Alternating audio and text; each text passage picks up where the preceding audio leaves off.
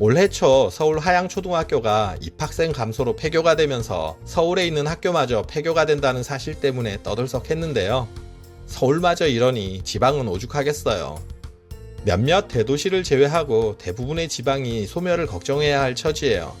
전국적으로 보면 군지역 인구가 3만 명 미만인 곳들도 수두룩해요. 면적은 서울만 한데 사는 사람은 서울의 한 개 동인구와 비슷한 거죠. 지역 인구가 3천 명이 무너지면 각종 편의시설들이 문을 닫으면서 급격히 소멸의 길로 내몰리게 되는데요. 많은 분들이 고향이 사라지고 또 자신이 다닌 모교가 사라지는 상황이 안타까우실 거예요. 오늘은 이 지방 소멸 문제에 관해서 여러분들과 얘기를 나눠보려고 해요. 끝까지 집중해주세요.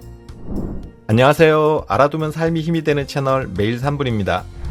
2022년 우리나라의 합계 출산율은 0.78로 통계 작성 이후 역대 최저 수준이자 OECD 평균의 절반에도 미치지 못했어요.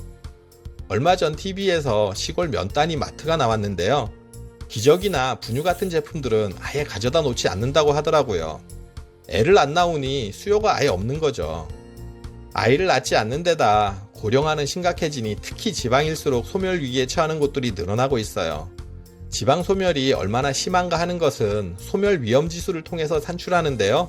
산출 방법은 20세에서 39세 여성 인구수를 65세 이상 노인 인구수로 나눈 값이에요. 20에서 39세 여성은 결혼 및 출산 정년기의 여성들로 이 연령대 여성들이 많으면 출산율이 높아져서 인구가 늘어난다고 보는 거고요. 65세 이상은 유엔에서 노인으로 분류하는 나이로 이 연령대 인구가 많으면 사망률이 높아서 인구가 줄어들기 때문이에요. 그래서 이렇게 나눴을 때 나오는 수치가 0.5에서 1 미만일 경우 소멸 위험 주의 단계로 분류하고요. 0.2에서 0.5 미만은 소멸 위험 진입 단계, 0.2 미만은 소멸 고위험 단계로 분류해요. 2023년 2월 기준으로 전체 228개 시군구 중 소멸 위험에 진입한 시군구는 118곳으로 전체의 절반이 넘었어요. 2022년 3월 기준 소멸 위험 시군구가 113곳이었으니 1년 만에 5곳이나 늘어난 거예요. 더욱 심각한 것은 소멸 위험 지역이 포항이나 대구 남구, 부산의 금정구, 사하구, 남구 등 대도시권으로도 확대가 되고 있다는 거예요. 대도시들도 급속도로 인구가 줄어들기 시작했다는 거죠. 소멸 위험 지역을 지도로 표시해보면 시간이 지날수록 붉은색으로 표시된 소멸 고위험 지역이 빠른 속도로 늘어나는 것을 확인할 수 있어요. 강원도, 경상도, 전라도 지방은 읍면 단위로 가보면 정말 심각해요. 작년에 강원도 영월 쪽으로 여행을 갔다가 펜션 사장님과 얘기를 나눈 적이 있는데요. 지금 해당 지역 읍 전체 인구가 1000명이 겨우 넘는다는 소리를 듣고 놀랐어요. 제가 사는 아파트 단지 주민수보다도 훨씬 적었으니까요. 마트에 물건을 사러 나가려고 해도 거리가 꽤 돼서 한 번 나갈 때 많은 양을 사와서 쟁여둔다고 하시더라고요. 마트가 그런데 다른 편의시설은 오죽하겠어요. 한국농촌경제연구원 발표에 의하면 기초생활시설과 서비스 유지에 필요한 최소 인구는 3,000명 선인 것으로 나타났어요. 농촌지역 읍면 인구가 3,000명 아래로 떨어지면 병의원이 사라지기 시작하고 2,600명 아래로 내려가면 약국과 노래방이 없어지고 1,800명 아래로 내려가면 식당과 제과점, 세탁소, 목욕탕 등이 문을 닫으면서 생활 필수 시설들이 사라지는 것으로 나타났어요. 1,500명이 무너지면 지역에 사랑방 구실을 하는 이 미용실이 문을 닫고 1,100명 이하가 되면 주유소마저 폐업하는 것으로 나타났는데요. 인구가 줄면서 일상에 꼭 필요한 생활시설들이 폐업해서 순차적으로 사라져요. 그러니 이에 따라 주민들이 떠나는 악순환에 빠져드는 거죠. 자료를 찾다 보니 지방인구가 소멸하는 원인에 관해서 지역의 텃세를 문제 삼는 분들이 많더라고요. 실제로 귀향을 하신 62세 김씨의 사연인데요. 김씨는 젊어서부터 경기도에서 식당을 운영하다가 나이가 들어서 좀 여유있게 살고 싶다는 생각에 자신의 고향에 내려가서 작게 식당을 열었다고 해요. 고향은 면 단위로 식당도 몇 군데 있고 병원이나 노래방도 있는 그래도 아주 깡시골은 아니었는데요. 김 씨는 식당을 열면서 오랜 식당 운영 경험과 음식에 대한 자신이 있었기에 망할 거라는 생각은 조금도 못했다고 해요. 오히려 적당히 여유롭게 살려고 하는데 너무 장사가 잘 돼도 걱정이라고 행복 회로를 돌리고 있었는데요. 그런데 막상 식당을 열고 보니 분위기가 생각과 완전히 달랐어요. 지역 주민들이 식당을 찾지를 않더라는 거죠. 김 씨에겐 고향이라고는 하지만 어려서 떠나서 아는 사람도 없다 보니 외진이나 마찬가지인데다 주민들 분위기도 그렇더라는 거예요. 지역에서 오래 장사한 토박이 음식점 팔아줘야 한다는 분위기가 강해서 오다 가다 들리는 뜨내기 손님을 제외하고 지역 주민들은 아예 식당을 찾지도 않더라는 거죠.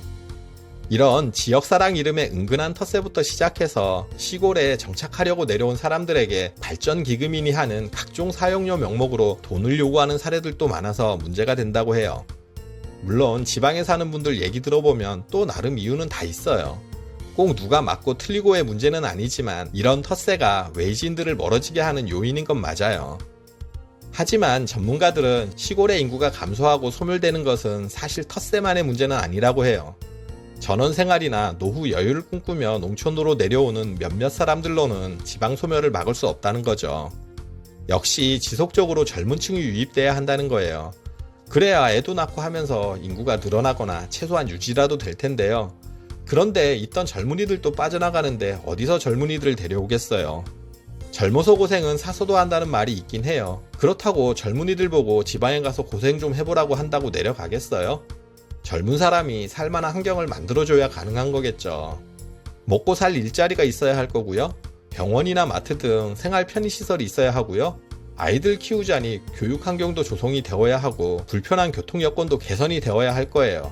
이러니 다시 얘기는 원점이죠. 있던 시설도 인구가 줄어들어서 사라지는 판에 저런 시설들을 다시 짓는다는 게 말이 안 되잖아요. 소멸지역은 발등에 떨어진 불이라 지자체마다 인구 유입을 위해서 각종 혜택을 발표하고 있는데요.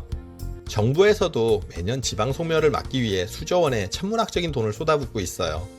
각 지자체들은 이 자금을 한 푼이라도 더 타내기 위해 사활을 걸고 달려들고 있고요. 하지만 현재까지는 지원금을 얼마 더 받았다는 성과만 있지 인구가 늘어났다는 실질적인 성과는 거의 없어요. 이런 자금들이 졸속적으로 사용되다 보니 효과 없는 미봉책에 그치는 경우가 대부분이거든요. 또 이렇게 시행된 사업으로 인구가 유입된다고 해도 대부분은 어차피 옆 소멸지역에서 이쪽 소멸지역으로 오는 거예요. 서로 인구 빼가기 같은 거죠. 주어진 혜택 보고 오는 사람들이라 한계가 있거든요. 서울에 있는 학교마저 폐교되는 상황에서 지방 소멸을 막기는 현실적으로 힘들 거예요. 지금까지 소멸을 막는데 모든 자금과 노력을 쏟아붓고 있었다면 이제는 방향을 바꿔야 하지 않을까요? 지방 소멸이 불가피하다면 그것을 인정하고 가장 효율적으로 소멸지역을 활용하는 지혜를 찾아야 할 거예요. 지금까지 지방 소멸에 관해서 여러분들과 얘기를 나눴는데요. 내 고향, 내 모교가 사라진다는 생각에 아쉬운 분들이 많을 거예요. 하지만 나부터 벌써 고향을 떠났는데 누구를 탓하겠어요. 아쉬워하기보다 현실에서 가장 나은 대안을 찾아가기를 바라야겠죠. 영상 끝까지 시청해주셔서 감사드려요. 오늘 정보가 도움되셨다면 구독, 좋아요, 알림 설정 해주시고요. 더 유익한 영상으로 다시 찾아뵐게요. 저는 매일 3분 대표 큐레이터 송한결이었습니다. 감사합니다.